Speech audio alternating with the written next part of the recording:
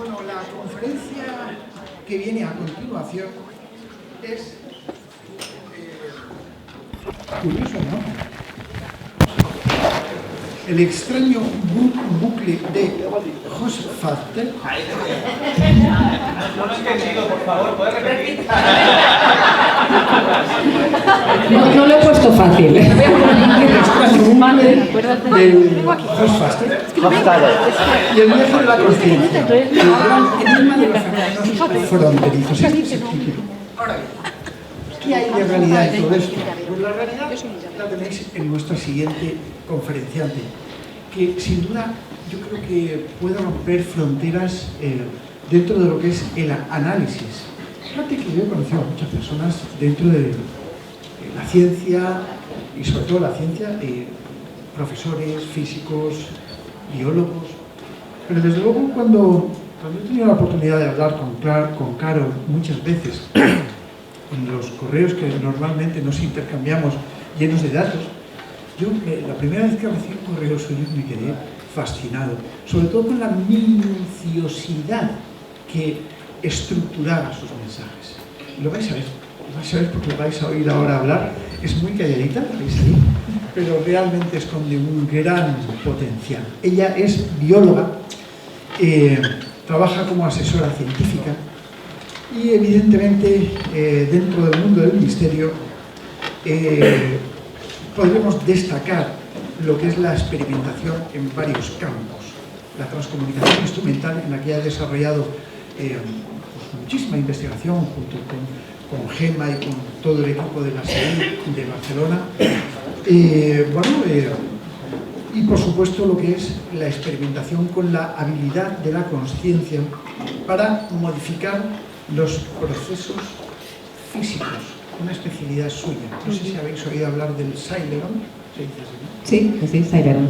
Bueno, pues ella ha hecho un estudio extraordinario. Quizá a lo mejor hoy no será expreso sobre el Ceileron, pero estoy casi convencido de que a lo mejor hasta sale a reducir. En fin, os dejo con Carol, que nos va a dar una conferencia apasionante. Gracias. Bueno. Muchas gracias a todos. ¿Se me escucha demasiado? No sé. ¿Sí? Perfecto. Más allá del título, que no lo he puesto fácil, es cierto, pero la verdad que cuando he escuchado a Susana, que me ha fascinado tu charla, he pensado que casi la podíamos haber hecho a la limón tú y yo, porque nos podíamos ir compenetrando lo que tú has dicho con lo que yo voy a explicar a continuación, que es básicamente un poco lo que dice el título, que es qué es la consciencia, cómo se conecta esa extraña conexión que parece existir entre la conciencia y el universo, y eso que tiene que ver con los fenómenos fronterizos que pues, la mayoría de los que estamos aquí es o investigamos o hemos experimentado de alguna manera. Yo, a diferencia de Susana, entré en este mundo un poco al revés. Yo empecé pues muy de pequeñita, ya teniendo ciertas experiencias que no sabía cómo explicar, y mi manera de intentar explicarlo fue pues, abordarlo con pues, unos estudios de ciencia. Yo soy bióloga y a partir de ahí poder explicar qué era eso que a mí me estaba pasando, que seguramente no lo voy a poder explicar, y posiblemente el problema es que nunca podremos totalmente explicarlo, y ese es el gran enigma. Pero como la ciencia, y lo ha dicho también Susana antes, la ciencia es muy complicada, es muy fría, es muy ardua, prefería empezar antes por algo un poquito más, un comienzo más amable y más bello, que es el inicio de la película Cuento de invierno. ¿Qué decía esto? ¿No pasa? No pasa. No funciona, o sea que tendré que pasarlo yo. Bueno, sí, ahora sí. ¿Pasada no? ¿Lo bajo?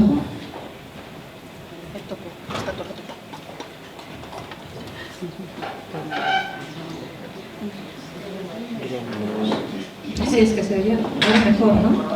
Sí. Y decía lo siguiente, decía: ¿y si érase una vez un cielo sin estrellas? ¿Y si las estrellas no son lo que creemos?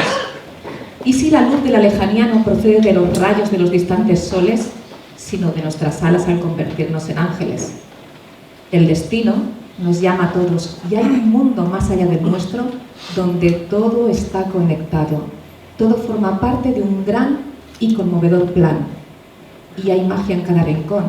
Solo hay que observar, observar, observar atentamente. Pues ni siquiera el tiempo y la distancia son lo que parecen. Y no me hace caso el ordenador, pero bueno. Bueno, esto que explica tan bellamente la película Cuento de Invierno es una manera mucho más amable y mucho más fácil, seguramente, de abordar una explicación de lo que yo voy a continuación a intentar introducir cuando hablo de los fenómenos fronterizos. Porque, ¿y si es cierto que la realidad no es lo que parece? ¿Y si es cierto que hay un mundo más allá del nuestro donde todo está conectado y todos estamos conectados? ¿Y si hay algo que, bueno, no tenemos por qué llamarlo magia? Antes yo hablaba con Fran, no sé dónde está Fran, que no lo localizo ahora. Aquí estás, Fran. No tenemos por qué llamarlo magia, podemos llamarlo intención consciente, o podemos llamarle en términos más físicos, más estrictos, el observador que define la realidad, pero que está en cada rincón y solo hay que observar para darnos cuenta de que está ahí. Y sí, es cierto que el tiempo y el espacio ni mucho menos es lo que parece. Y detrás de todas estas metáforas hay un cuerpo de publicaciones extraordinariamente amplio que nos habla y nos...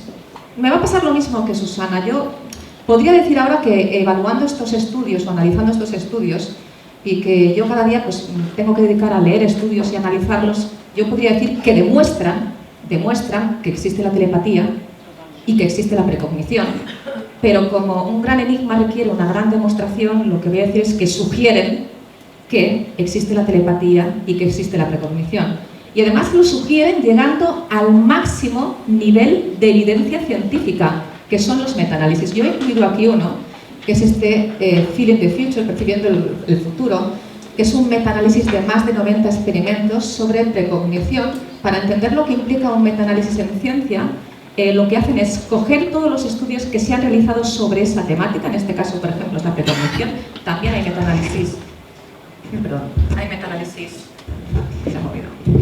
sobre telepatía, y lo que hacen es cogen todos los estudios, los agrupan, los analizan, eliminan aquellos que no están bien hechos, o porque el diseño no es adecuado, la estadística tampoco es adecuada, porque tienen muchos sesgos las interpretaciones, porque básicamente es un desastre. Los quitan y simplemente analizan los que están bien hechos. Y con eso dicen, en vez de analizar estudio por estudio y demostrar que sí que es positivo que existe la precognición, lo hago con todos los estudios y eso tiene mayor grado de evidencia científica. Pues eso es lo que se ha hecho con la telepatía y eso es lo que se ha hecho con la precognición. Lo mismo nos ocurre cuando se analiza la habilidad de la consciencia para influenciar procesos físicos, que es lo que ha comentado antes Pedro, que yo es parte de lo que también intento explorar. Hay estudios con 12 años de seguimiento, son famosos. Yo seguramente aquí, los que estáis, habéis escuchado al Dr. Gauna hablando de sus estudios con el Ceylan y sobre esta habilidad de poder cambiar el comportamiento de instrumentos electrónicos. Porque esta habilidad de influenciar los procesos físicos con nuestra intención consciente, con nuestra consciencia, no solamente implica que, por ejemplo, podamos cambiar cómo se comporta un instrumento electrónico, sino también el movimiento de objetos físicos o incluso, posiblemente, el orden de acontecimientos. Y esto también, o al menos los estudios sugieren, que hay resultados positivos cuando los individuos intentan de manera consciente cambiar el comportamiento de estos instrumentos electrónicos. Se consigue y se demuestra con un efecto que es pequeño. Es cierto, es pequeño, pero suficiente para demostrar que ese fenómeno existe y que no es debido al azar. No es debido al azar. Y si pasamos ya a lo que yo considero la última frontera de los fenómenos fronterizos, antes os han hablado también del estudio de las ECMs. Yo destaco el estudio AWARE, a mí me parece especialmente relevante que el estudio AWARE es un estudio en que participaban muchos hospitales. El investigador principal era el doctor Sam Parnia y En ese estudio, como en los anteriores que ha mostrado Susana, se demuestra que hay pacientes que pueden decir lo que estaba pasando mientras estaban clínicamente muertos. Lo veían, lo oían, sabían quién estaba en la sala, cómo vestían, qué objetos había en la sala de reanimación, cómo era el lugar. Y además eso era corroborado por los médicos que estaban en ese momento ayudando a la reanimación del paciente. Pero lo último, y de lo que es ya el máximo experto aquí, Pedro Amorós, la transcomunicación instrumental, con estudios que también se han realizado de forma muy rigurosa, siguiendo la metodología científica como el que os muestro de Anabela Cardoso, un estudio de 2 años realizado en los laboratorios de acústica de la Universidad de Vigo. Y, bueno, laboratorios de acústica que, como sabéis, pues, están apantallados, son cámaras anecoicas, no entran las ondas acústicas, no entran ondas electromagnéticas y ahí aparecen voces. Por lo tanto, todos los estudios, cuando abordamos diferentes tipos de fenómenos, telepatía, precognición, si podemos influenciar los procesos físicos simplemente con quererlo y cambiar incluso el orden de acontecimientos, experiencias cercanas a la muerte, las voces electrónicas, la transcomunicación instrumental, nos sugieren que esos fenómenos existen. Lo que no sabemos es cómo ocurren, o al menos no se ha podido demostrar cómo ocurren. Porque el gran problema para abordar una explicación de los fenómenos fronterizos es que, para explicarlos, tenemos que introducirnos en dos de los grandes, o los dos grandes enigmas de la ciencia actualmente, que son: ¿qué es la consciencia? Y la estrecha relación que mantiene la consciencia con las leyes físicas y el lenguaje matemático que describe el universo. Como si fuesen dos caras de una misma moneda, en la que en una cara está la consciencia, en la otra está el universo, y una cosa no puede existir sin la otra. Bueno, desde los albores de la humanidad, el ser humano tiene sentido de trascendencia. Pensamos que tenemos algo, un alma, un espíritu o una consciencia que trasciende, y que depende desde qué área de la ciencia se aborde, pues hay unas interpretaciones u otras. Desde el punto de vista filosófico, el alma o el ánima pues es simplemente una atribución, es una entidad abstracta, una expresión trascendente del yo consciente, es decir, nuestra consciencia que se eleva, que sería el concepto más generalizado. Para los científicos reduccionistas, obviamente el alma no existe, eso no existe, no hay alma, no hay espíritu, hay consciencia, pero la consciencia solamente es un subproducto de la actividad cerebral y para algunos incluso una ilusión, una mera ilusión que nos produce el cerebro para hacernos sentir que tenemos control sobre nuestras acciones, cuando en realidad no tenemos control y es un programa meramente molecular. Pero para otros científicos que están abordando o intentar explicar qué es la consciencia, ellos creen que la consciencia es el símbolo más complejo del cerebro. ¿Y qué quiero decir cuando ellos, o qué quieren decir cuando expresan la palabra símbolo? Que la consciencia es un símbolo. Imaginemos que la consciencia es como una canción. En una canción, una nota por sí sola no tiene ningún sentido. Pero cuando juntamos cientos y miles de notas aparece una melodía, y esa melodía nos hace sentir algo, nos hace sentir alegría o tristeza, nos emociona, tiene un significado simbólico para nosotros. Pasa lo mismo con la consciencia. Una neurona sola no significa nada, no representa nada. Cuando se juntan todas, emerge algo que es como una canción, una entidad simbólica que tiene un significado, pero que es una entidad abstracta, no es material. Y esa entidad simbólica, el significado que tiene es la consciencia y el ser conscientes de que somos conscientes, que es la gran complejidad de la consciencia, el que somos conscientes de que somos conscientes. De hecho, para uno de los grandes expertos de la consciencia, que es David Chalmers, dice que la experiencia consciente es fundamental en el universo y necesaria para explicar los principios de la naturaleza. Por lo tanto, podemos utilizar estas leyes físicas si la consciencia está tan estrechamente relacionada con el universo para intentar abordar una explicación de los fenómenos fronterizos. Aquí nos encontramos con un problema, que es el que explicaba también Susana, el reduccionismo científico. Para los científicos racionalistas, todo debe ser explicado desde un punto de vista físico, pero estamos diciendo que posiblemente la consciencia no es una entidad física, es una entidad abstracta, que no tiene materia. Nos encontramos ante el eterno dualismo que llevamos siglos intentando discernir sobre esta relación entre la mente y el cuerpo, la mente y la materia. ¿Cómo es posible que una entidad que no es material, que es algo abstracto pero que no es material, es capaz de interaccionar con algo que es material, que es nuestro cerebro, nuestro cuerpo? Este es un gran enigma. Y además estos científicos reduccionistas utilizan algo que es implacable para demostrar su escepticismo ante nuestros argumentos, que es el credo matemático. Lo que me puedes demostrar es cierto, si no me lo puedes demostrar, es falso. Para ellos, la demostrabilidad y la verdad es equivalente a la falsedad y la indemostrabilidad. Es decir, aquello que no me puedas demostrar va a ser siempre falso. Y de hecho, muchos de los fenómenos que experimentamos, Susana ha contado muchos ejemplos de su vida personal que decía, yo no puedo explicar, porque son experiencias, es verdad, son subjetivas, puesto que la consciencia es una entidad que solamente experimentamos nosotros y que no es compartida por terceros. ¿Cómo puedes demostrar que eso que has experimentado, que eso que has sabido en un sueño, que iba a pasar, es cierto? Cuando yo en algún caso, que también tengo experiencias similares, se lo cuento a algún compañero, la mayoría de mis compañeros son o biólogos o químicos o ingenieros, alguno matemático, siempre dicen lo mismo, hombre, es que por azar alguna vez acertarás. Y la verdad es que matemáticamente existe la ley de los números verdaderamente grandes que dice que si tú tienes una muestra suficientemente grande, cualquier cosa extraordinaria puede pasar.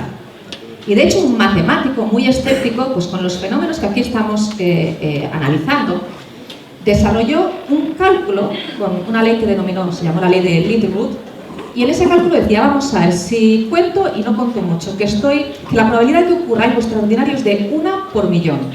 Y yo estoy aproximadamente, bueno, podemos estar 8 horas en una vigilia más o menos atentos, ¿no? Y vamos a ver aproximadamente, vamos a experimentar un evento por segundo. Tendremos aproximadamente unos 29.000 eventos durante un día. ¿Cuánto falta para que llegue 1 millón y pueda pasar algo extraordinario? Un mes. Es decir, que en un mes todos deberíamos poder estar experimentando un milagro y eso ya te lo da la propia probabilidad, por azar. Este es el argumento de los escépticos. Y contra eso, pues la verdad es que es un argumento implacable. Este es el credo matemático. Y a mí siempre me gusta recordar a Gödel y a su teorema de incompletitud. Gödel fue un matemático muy brillante, no había puesto el cronómetro, no sé cuánto llevo, muy brillante, que con 20 añitos o poco más revisó todo el conocimiento matemático que había en la época. Esto estamos hablando de principios del siglo XX, en el año 1900 y poco. Y se dio cuenta de una cosa, se dio cuenta que este credo matemático estaba equivocado, no era cierto, que había verdades que serían indemostrables y que el hecho de que fuesen indemostrables era lo que hacía que se convirtiesen en ciertas. Es decir, el teorema de incompletitud de Gödel lo que decía es que no se pueden utilizar las matemáticas para demostrar que las matemáticas son ciertas. Y eso convulsionó al conocimiento científico de la época. De hecho, aún cuando se habla del teorema de Gödel, muchos dicen, bueno, esto entra también en el campo de la filosofía, que a nosotros las matemáticas nos siguen funcionando. No hace falta que lo llevemos a los extremos de que, bueno, van a haber cosas que pueden estar rozando lo que hoy estamos hablando aquí, ¿no? Pero además Gödel lo formuló de una manera muy concreta. Él dijo, en uno de sus teoremas, yo no soy demostrable según las matemáticas. Yo no soy un teorema de las matemáticas.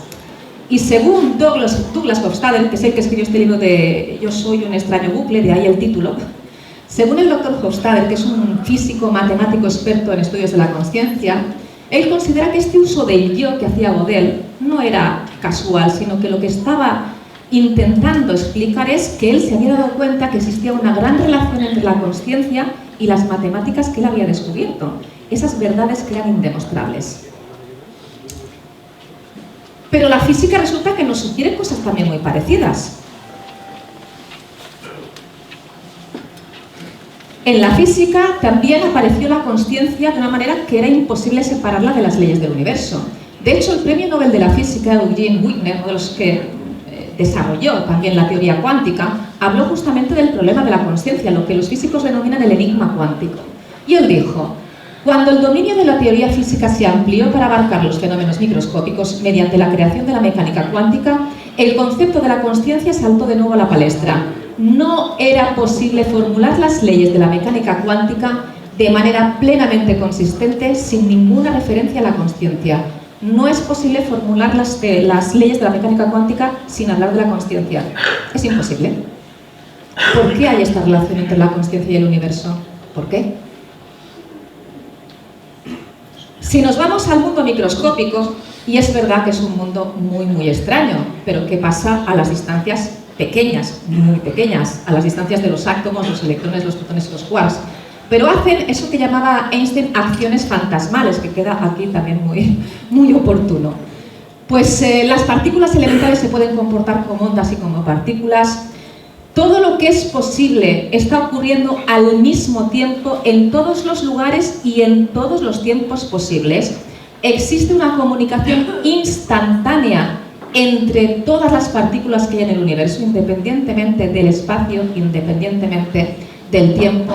Y lo que a mí me parece más trascendental, que la realidad la define el observador. Nosotros, cuando miramos, creamos la realidad. Esto es lo que sugiere la mecánica cuántica. Y esto ha generado un debate que lleva 100 años estando sobre la mesa. 100 años. En este debate habían dos bandos. Estaba Einstein y Born. Einstein decía: no, esto no me lo creo. O sea, yo no me creo que la realidad existe porque yo la observo. Yo creo que la realidad es independiente a que exista incluso el género humano. Está ahí el universo independientemente de nosotros. Pero Born decía: no, la realidad aparece cuando nosotros observamos. Y eso es lo que dice la mecánica cuántica. Eso se mantuvo así como un debate durante muchos años, hasta que un día, de hecho, fijaos cómo era este debate, que en las universidades en los años 50 habían unos carteles que a los físicos le decían: no penséis, calculad. Porque si pensaban en esto, les llevaban a un área que era la metafísica. La consciencia está creando la realidad. Entonces, para que no entrasen en ese punto, decían: no, disculpad, no penséis en las consecuencias de la mecánica cuántica, simplemente calculad, porque la mecánica cuántica da un desarrollo que es impresionante, un desarrollo tecnológico impresionante.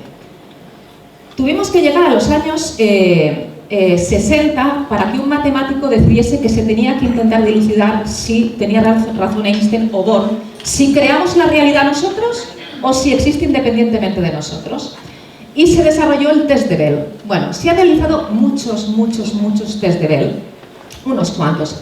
El último se realizó en la mayoría, si no me equivoco, creo que ha sido uno, el único que ha dado negativo, pero en el resto, y el último se realizó en el año 2016, han tenido el mismo resultado. Mirad, este es el último que se hizo, que fue de Big Bell Test, un estudio fantástico que la gente podía participar desde su casa con los ordenadores. Participaron 100.000 personas que con su ordenador enviaban datos, un código binario 010101, y llegaban a laboratorios de todo el mundo para poder responder a esta pregunta. Y el resultado de este test de Bell, que se publicó en la revista Nature, una de las más importantes en el año 2018, fue el siguiente. Mirad, o la realidad depende del observador, es decir, nosotros creamos la realidad. Claro, es que esto es muy difícil de creer, o al menos bastante antiintuitivo para nosotros. O hay una comunicación instantánea entre todas las partículas elementales, o ambas cosas al mismo tiempo. O ambas cosas al mismo tiempo. Además, uno de los investigadores principales del estudio, el doctor Morgan Mitchell, que trabaja en el Instituto de Ciencias Fotónicas de Barcelona, dijo: parece que nosotros tenemos que formar parte del experimento para mantener el universo honesto. Y aquí es algo que empezamos, creo yo, a relacionar con lo que nosotros investigamos. Cuando estamos haciendo experimentos, por ejemplo, de transcomunicación instrumental, o los que yo puedo hacer sobre intención consciente, al final nosotros estamos influenciando los propios resultados, porque estamos dentro del propio experimento. Si realmente lo que dice este experimento, y también los anteriores, es cierto que el observador define la realidad, cuando estamos haciendo experimentos los estamos modificando nosotros mismos. nosotros mismos modificamos los resultados. Pero no solamente eso, aún va la parte aún más antiintuitiva. Y es que se demostró ya, y esto estaba publicado en la revista Science, que esa modificación o esa definición de la realidad que crea el observador es capaz de hacerlo hacia atrás en el tiempo. Lo que yo hago ahora puede cambiar el pasado. Eso es muy difícil de imaginar. Para nosotros es muy fácil pensar que si yo percibo algo que va a ocurrir, imaginemos que, por ejemplo, tengo la sensación de que si me subo al día siguiente a un vuelo se va a estrellar y no lo hago, y se estrella, he cambiado mi futuro, porque he podido evitar morir en ese accidente. Pero es que era algo que aún no había ocurrido. Lo que resulta muy difícil de entender es lo contrario, es que lo que yo hago ahora pueda cambiar un pasado que ya ha ocurrido. Pero es que eso ocurre y está demostrado.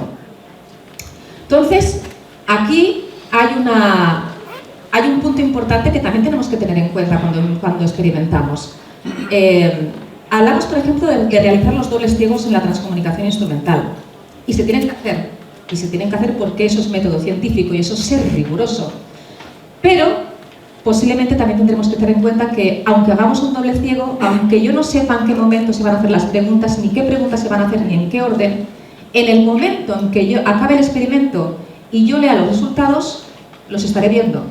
Y yo podría estar influenciando los resultados hacia atrás en el tiempo, con lo cual posiblemente el doble ciego no me elimina el sesgo de la influencia del observador en el experimento. Pero hasta aquí hemos visto lo que dice la mecánica cuántica, que para la mecánica cuántica la consciencia es básica para que sea consistente. Pero, ¿qué dice la mecánica cuántica sobre nosotros? O sea, ¿qué tiene que ver la mecánica cuántica con los seres vivos? Aquí entramos en lo que se considera la última frontera de la ciencia. Yo hice un cursillo muy pequeñito ligado a este experimento de física cuántica de Dick Beltés en el Instituto de Ciencias Fotónicas de Barcelona. Era muy pequeñito, era para introducir en conceptos de mecánica cuántica. Y allí le pregunté a la profesora, le dije, ¿qué me puedes decir de la biología cuántica? Y ella dijo, la biología cuántica es la última frontera de la ciencia, porque implica que posiblemente, y digo posiblemente, aunque hay algunas cosas ya demostradas, hay procesos cuánticos en los seres vivos. ¿Por qué esto es tan complicado para los físicos de entender? Porque estos procesos que hemos dicho que eran tan extraños, que hacen estas acciones fantasmales de las partículas elementales, pasan en condiciones muy controladas, que son las siguientes. Yo cojo una partícula elemental o un átomo, lo congelo a menos 273 grados centígrados, lo aíslo de todo el entorno porque cualquier interacción hace que pierda estas acciones fantasmales, y ahí yo puedo observar que a lo mejor están dos sitios al mismo tiempo, pero en esas condiciones, a menos 273 grados centígrados y aislado de todo el entorno. Pero nosotros no somos así. Los seres vivos obviamente no están a una temperatura cercana al cero absoluto. Y desde luego no estamos aislados del entorno. En una célula todo es bullicio y es un ambiente muy cálido. Y los físicos dicen, es imposible, ¿cómo pueden haber fenómenos cuánticos a esas temperaturas y con todo interaccionando con todo? Pues resulta que se está descubriendo que sí que existen. Se ha demostrado en la fotosíntesis, se está evaluando en el olfato, se sabe que podría ser uno de los puntos claves en la migración de las aves, también a niveles más elementales en la replicación del ADN, funcionamiento de determinadas enzimas, y ya hay teorías que postulan que posiblemente también la consciencia, como la que estableció el Premio Nobel de la Física Roger Penrose y Stuart Haber, que posiblemente la consciencia también es un proceso cuántico. Entonces, ¿qué es lo importante aquí posiblemente? Si se están produciendo procesos cuánticos en sistemas biológicos, lo primero que nos tenemos que plantear es, ¿estamos siendo conscientes de que los estamos experimentando? Es decir, los procesos cuánticos pasan a distancias muy pequeñas, pero mi consciencia está experimentando la realidad a las distancias grandes, a nivel macroscópico. ¿Soy capaz de percibir algo que pasa a un nivel tan elemental con mi consciencia, experimentar, tener la experiencia de esos procesos cuánticos? Es decir, podemos decir que la telepatía, que hemos visto que hay un cuerpo de comunicaciones extraordinario, yo creo que se está cortando, no, extraordinario, que se demuestra que existe, o al menos los estudios sugieren que existe, se nutre de esta capacidad o habilidad de las partículas en la que todo está conectado con todo. Yo podría estar recibiendo información de todo el mundo, incluso de todo el universo, aunque es cierto que luego el cerebro filtra y filtra y filtra, porque si no nos volveríamos locos. Pero podría nutrirse. Al final la vida se abre camino y la vida es extraordinariamente eficiente y utiliza todo aquello que le hace ser más eficiente para continuar adelante y evolucionar. Y obviamente las propiedades de la mecánica cuántica le hacen ser muy eficiente a los sistemas biológicos.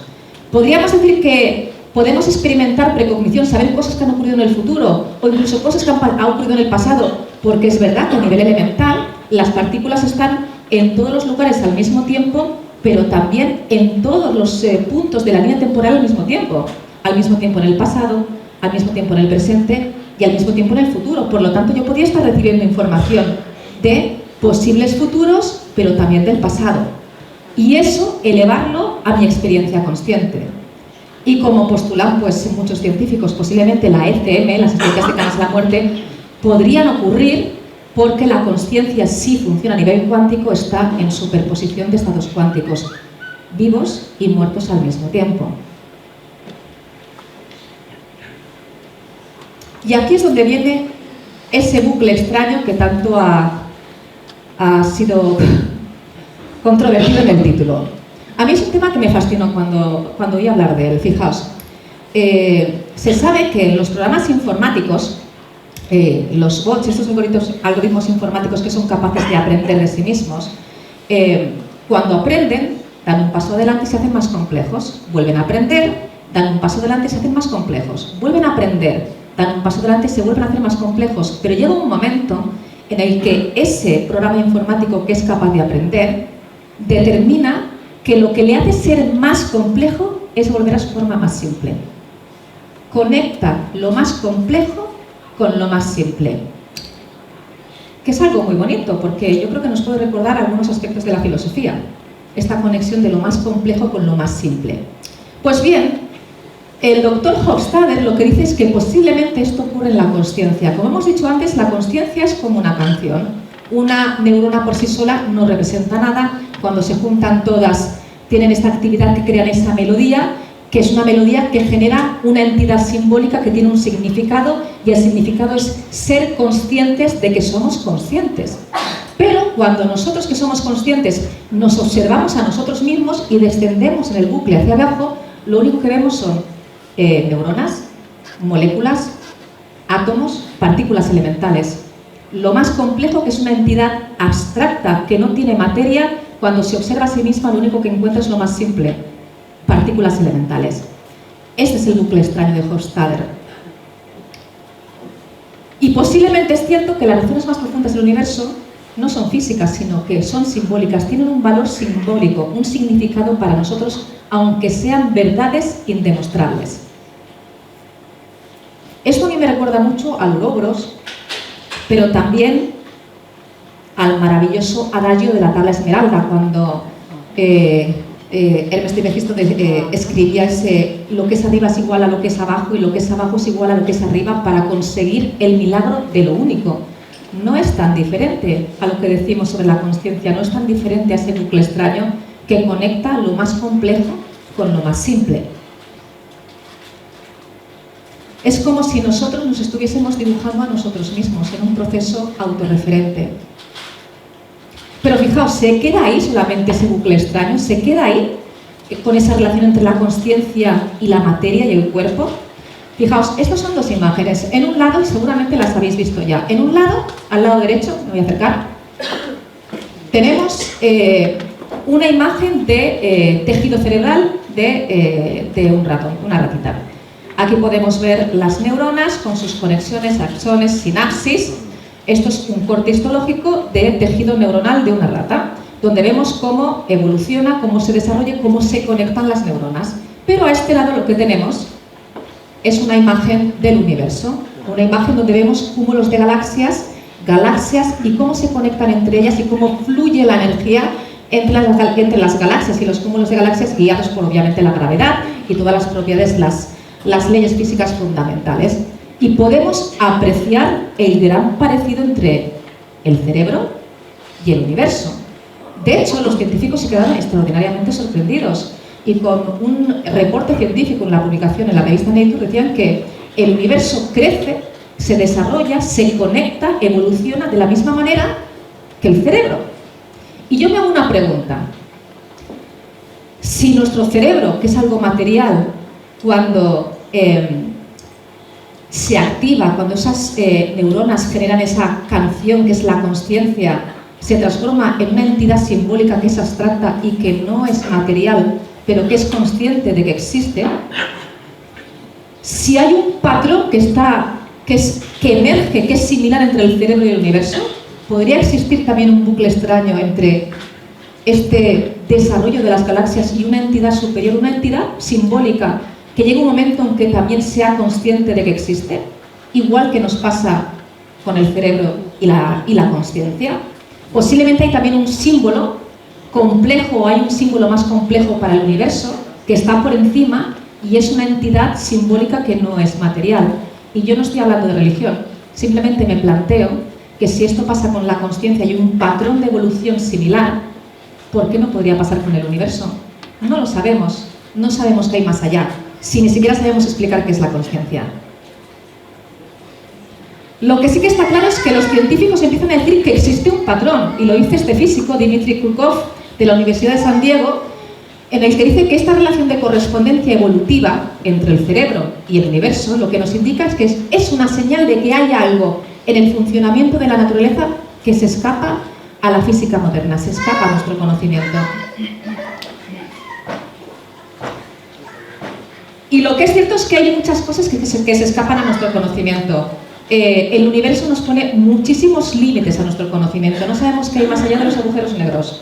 No sabemos qué hay más allá de la longitud más pequeña del universo, de la distancia más pequeña, que es la longitud de Planck. El teorema de Gödel ya nos ha dicho que hay verdades que son indemostrables y que, aunque sean verdad, no se podrán demostrar. Y además el principio de incertidumbre nos dice que si quieres saber el qué, no sabrás el cuándo, y si quieres saber el cuándo, no sabrás el qué. Con lo cual, el universo nos está diciendo, no lo vas a poder saber todo.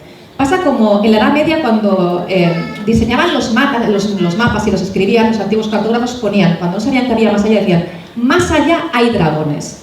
Pues en el mapa del conocimiento, no solamente de los fenómenos fronterizos, sino de la ciencia en general, hay muchos dragones, pero la madre de todos los dragones de ese mapa es la consciencia, el enigma de la consciencia.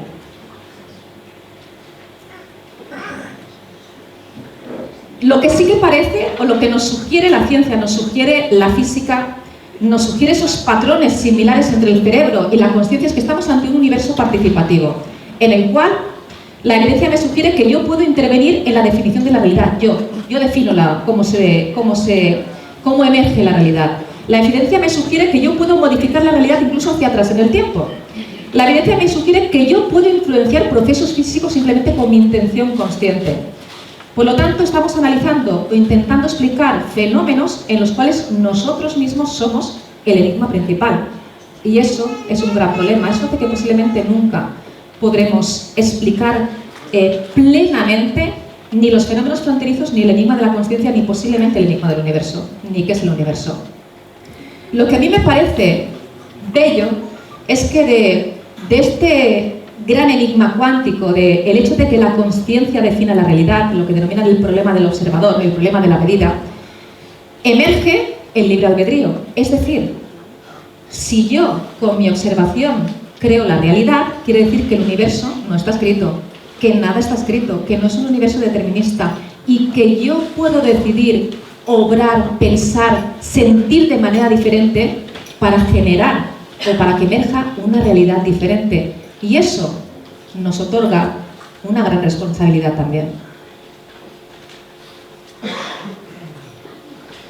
Yo al menos, aunque esta frase es muy famosa, y esto simplemente es una reflexión mía, es cierto que parece que el universo cada vez se parece más a un gran pensamiento que a una gran máquina. Y para acabar, porque yo supongo que, no sé cómo voy de tiempo, pero ya es el final, permitidme que acabe igual que he empezado, porque al final es verdad que la literatura nos describe algunos aspectos que de la ciencia son muy duros, son muy fríos de explicar, pero que con metáforas mucho más bellas es más fácil de entender. Y vuelvo y acabo también con la película Cuento de invierno, que por cierto es una gran delicia.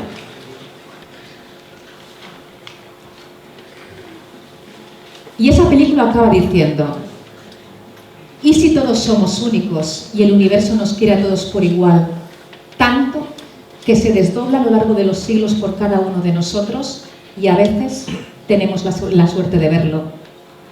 Ninguna vida es más importante que otra y nada es casual, nada. ¿Y si todos formamos parte de un gran patrón que algún día lleguemos a entender? Y un día, una vez hecho eso que solo nosotros somos capaces de hacer, nos elevamos y nos reunimos con aquellos que más hemos querido para abrazarlos por siempre. ¿Y si nos convertimos en estrellas? Yo no lo sé, quizá.